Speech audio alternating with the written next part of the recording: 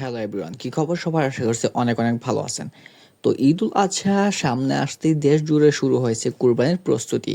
আর এরই মধ্যে ঢাকাই সিনেমার সুপারস্টার শাকিব খান আবারও চলে এসেছে আলোচনার কেন্দ্রবিন্দুতে। জানা গেছে এবার ঈদ উল আজহা কুরবানিতে প্রায় তিনি 2 কোটি টাকা সমমূল্যের একটি গরু ক্রয় করেছেন।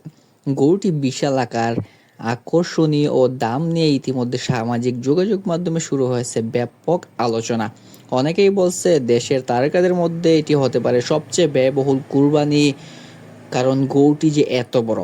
শাকিব খানের ঘনিষ্ঠতায় জানা গেছে প্রতি বছরের মতো তিনি এবারও কুরবানির মধ্যে ধর্মীয় অনুভূতি, মানুষের মধ্যে আনন্দ ভাগাভাগি করতে চান। শুধু কুরবানি নয়, ঈদ উপলক্ষে অসহায় মানুষের পাশেও তিনি মাংস বিতরণ করবেন, এটা জানা গেছে।